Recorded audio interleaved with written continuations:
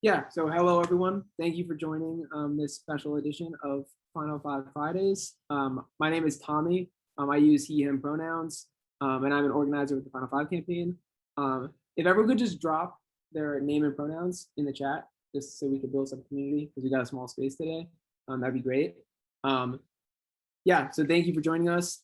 This is part of the Final Five Fridays series, which is a weekly or monthly public meeting to discuss updates and build connections regarding the movement to end youth incarceration in Illinois. Today, we'll be having a conversation with youth organizers from Cops Out of CPS about the connection between our campaigns. But first, I wanted to open with a reflection. So today marks the 1-year anniversary of last summer's uprisings. On May 28, 2020, freedom fighters in Minneapolis burned down the 3rd police precinct.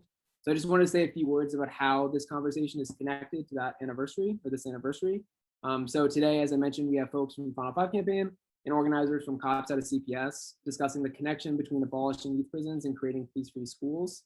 I think one way in which movement for police-free schools and the movement to close prisons are connected is that police and prisons are both forms of violence.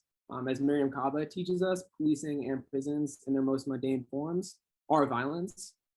Police violence and prison violence is redundant. It's like saying violent violence, because we know that policing and prisons are both technologies to surveil, harass, intimidate, and contain people, especially Black and brown people. So there's no such thing as peaceful policing or peaceful prisons. So in creating a world where we don't face or inflict violence, we know that policing and prisons cannot exist. They are racist systems of death production. They killed George Floyd, they killed Adam Toledo, Anthony Alvarez, and Trayvon Chadwell in 1 week in Chicago, and Ma'Khia Bryant, Ma'Khia Boyd, and many more beautiful lives that we hold with us as we fight for a world without police and prisons. So in creating a world which protects and nurtures life instead of targeting people for violence, it is essential that we center the voices of Black and brown youth who are creating an abolitionist future. If we listen to youth, as we'll hear today, we know that in Chicago and Illinois, and just nationally, there cannot be police officers in schools, after school programs, or communities. There cannot be a gang database that targets and criminalizes Black and brown youth. There cannot be youth prisons or adult prisons which cage and separate people from their families. And we know that there must be wraparound services in communities, including housing, food, healthcare, and free education, funding for community harm reduction and restorative justice efforts, and comprehensive mental health support and safe spaces for recreation in every community. So, sorry for talking a while, but reflecting on a year since the uprisings, I think we should see this conversation as part of a movement fought for by freedom fighters in Minneapolis and across the country, demanding an abolitionist future without police and prisons. So in demanding a world that does not condition people for premature death, we cannot have police or prisons and must build up supportive structures that allow us all to flourish without being surveilled, intimidated, and criminalized. With that, I'm excited to pass it along to Alicia, a campaign leader from the Final Five campaign, who will introduce the work of the Final Five campaign and our current demand to stop the construction of a new youth prison in Lincoln, Illinois. So take it away, Alicia. Thank you, Tommy. Like Tommy said, I'm Alicia. I've been doing work with Final Five as well and doing a lot of work for reentry. I just want to do a quick intro about Final Five and who we're about. So nearly 10 years ago, there was 8 youth prisons incarcerating nearly about 1,200 young people across the state. Now there's about 5 fully functioning youth prisons incarcerating about 130 youth. The failure of these youth prisons to provide care and respect to our young people is no longer acceptable. And it's long past the time they need to be shut down. So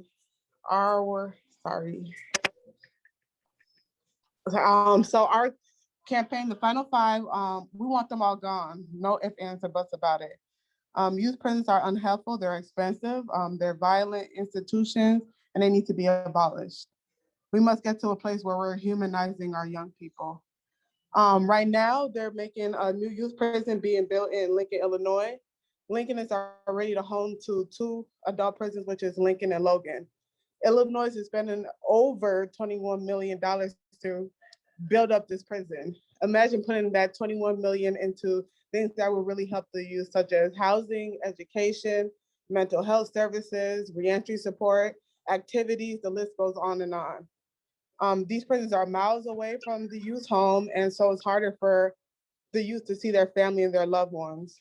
The governor claims that these facilities will be restorative, life affirming, community based, which we all know is BS based on real known facts and research we've just been doing with the youth prisons that's already made right now. We wanted to stop, period. We don't want it. I can rant on and on why we don't want it and why they don't work. And just using money into things that will actually work. But that's basically what we're about and what we're trying to do. And yeah, we're just saying we don't need any of these youth prisons and they're not working. So let's get some help and humanize these young people.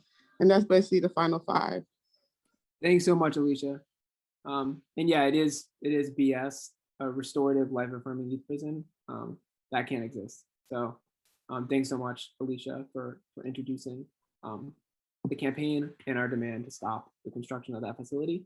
Now I want to pass it over to Reina Espino and Caitlin Savato, who are youth organizers from Reina works with Good Kids Mad City and Pilsen Alliance, and Caitlin is a CPS student who is organizing with Cops Out of CPS. So I'll pass it off to them to speak about their organizing work and the importance of creating police-free schools. Hello, everybody. My name is Reina. As Tommy said, I work with Good Kids Mad City and Pilsen Alliance. I also do a lot of youth work with Cops Out of CPS. I am a CPS student myself at Curie Metropolitan High School. And in the work of Cops Out of CPS, we work towards getting the bill of being cops out of CPS for forever, not just for right now, not just for this month or next month. We mean forever. We have many encounters with police outside of schools and inside of schools as well.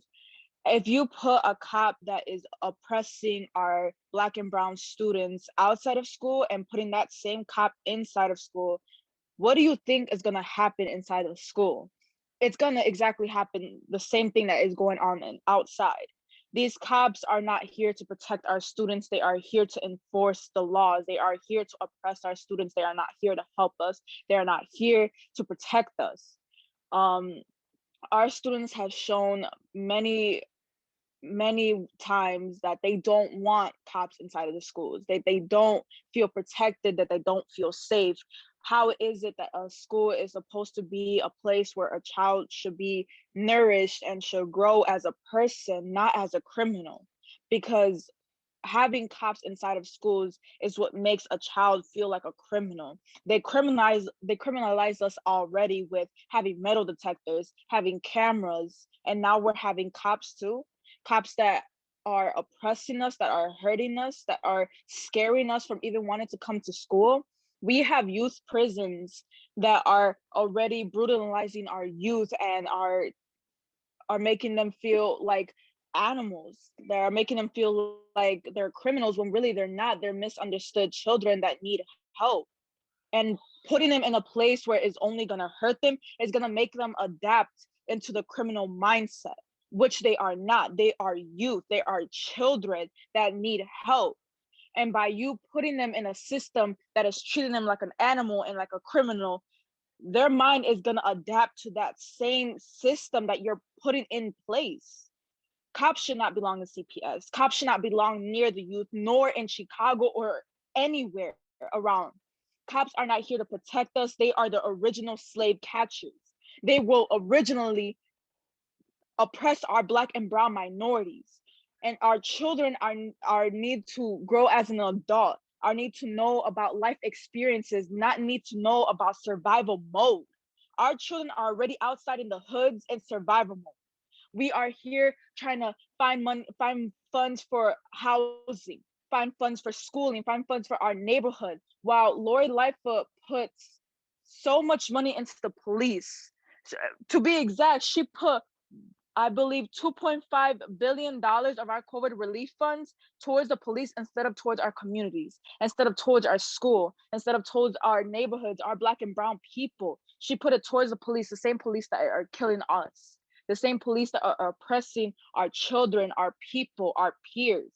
We are tired of seeing that money being funded to the people who are oppressing us and the people who are hurting us.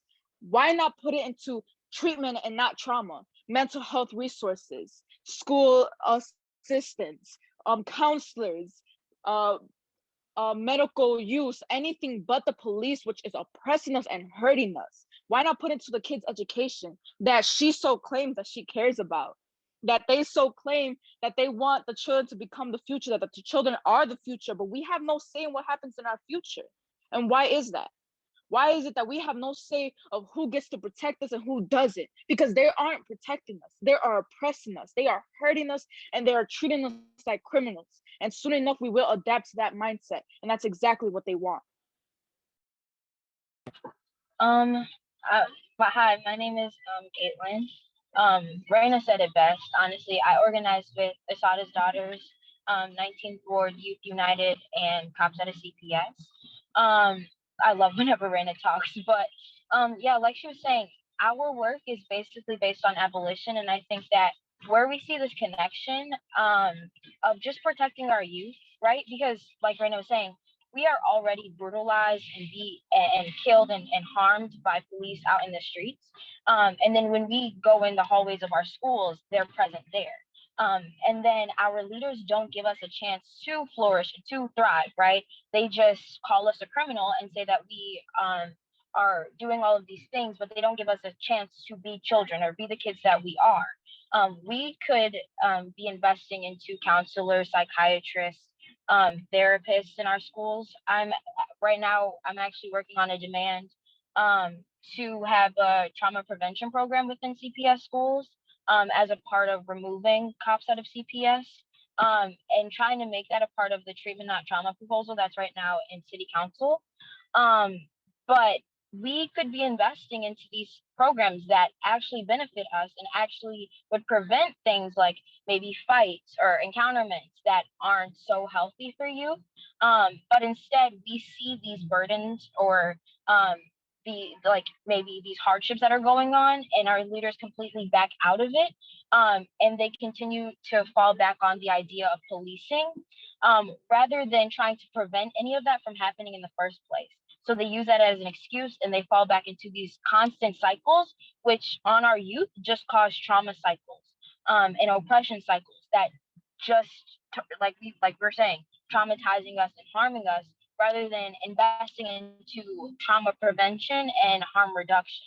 And even just kind of falling back on incarceration too, having police present in schools is just a part of incarcerating us and dehumanizing us and not letting kids, Black and brown children specifically, be kids. Thank you so much, Raina and Caitlin, for those words. And just, it stresses the importance of creating police-free schools and closing down youth prisons.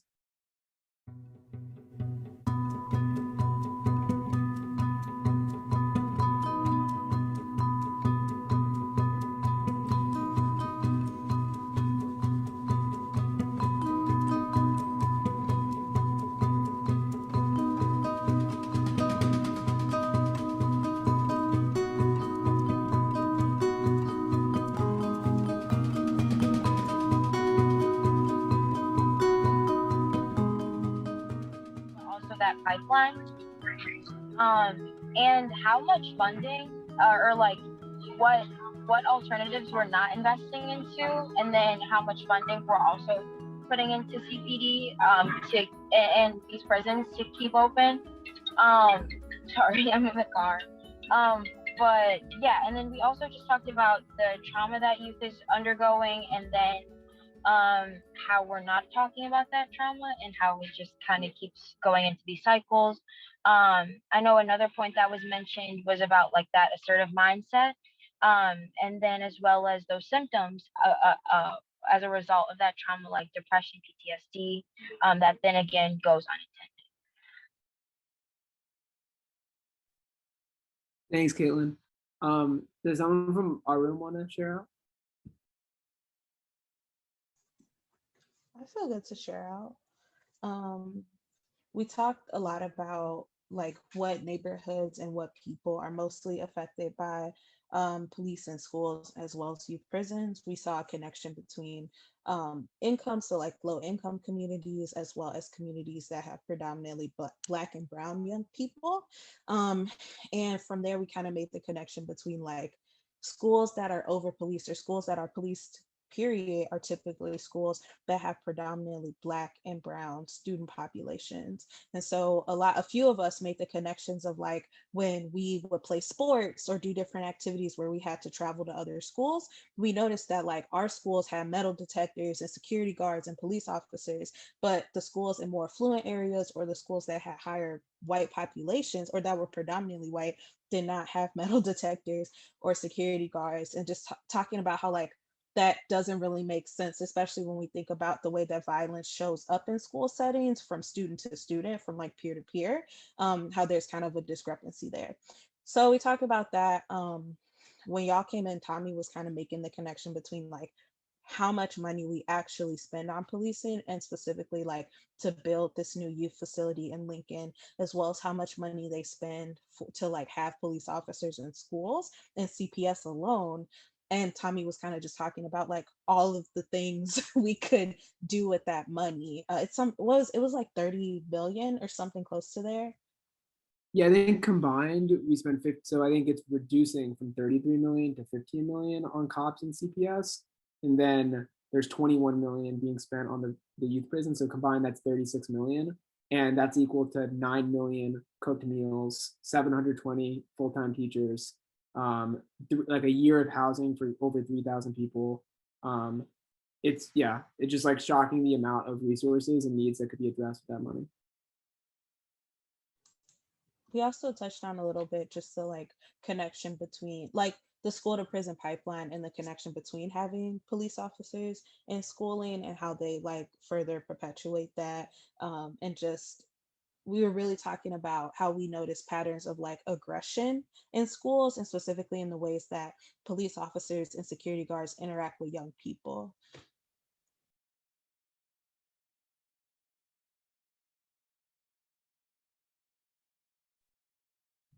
Okay, so for one more breakout session, let's do 10 minutes, just thinking about like what a police-free / prison-free world would look like. So I'll drop round 2 questions in the chat, and then we'll break out. This time we'll try to be like on time with the 10 minutes so that we can close out by 3.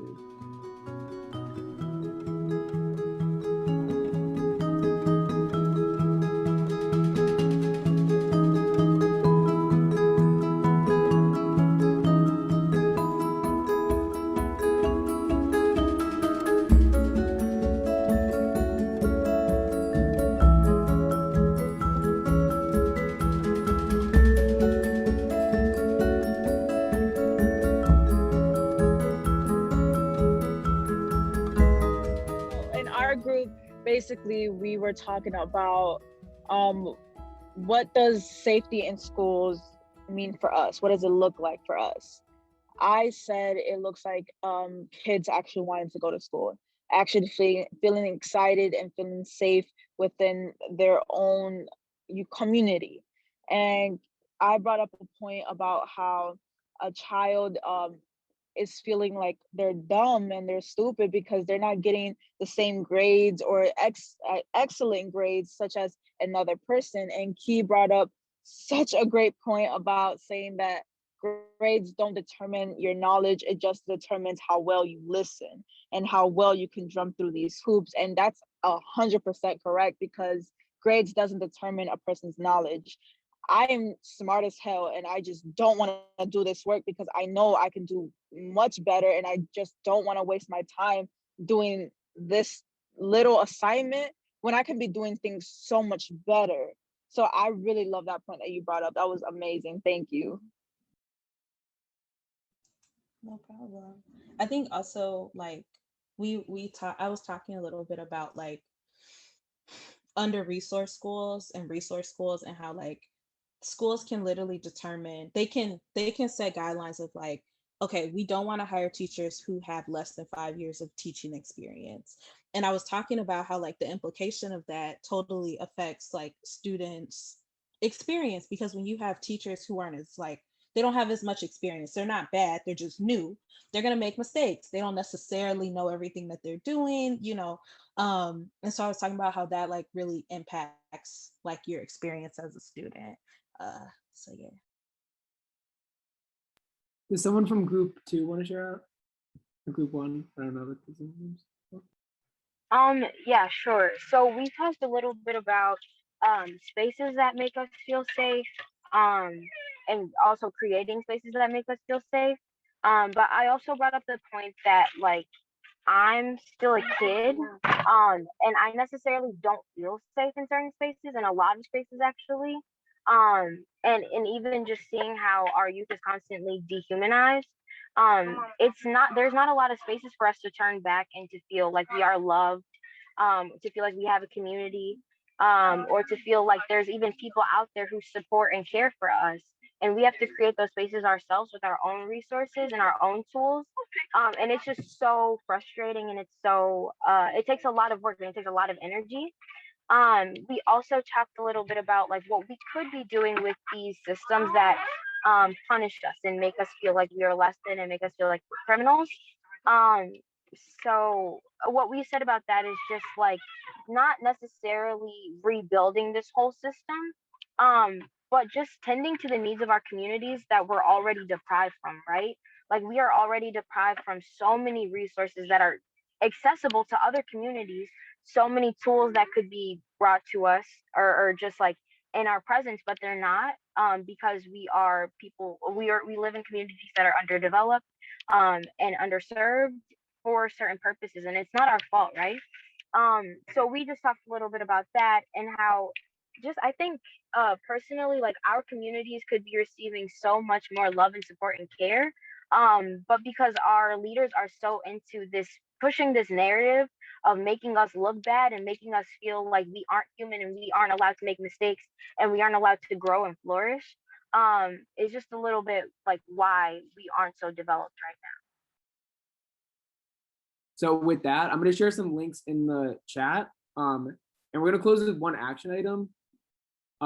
So we have a petition to stop the construction. So this is our social media. It's a lot of Final Five people on here, so I assume we're following. But we have a petition to stop the construction of a new youth prison in Lincoln, Illinois, that we've talked about. And there's also a petition to pass the Peace Book Ordinance, which has been mentioned, which is a restorative justice influenced violence prevention ordinance that's being sponsored by Good Kid, Mad City.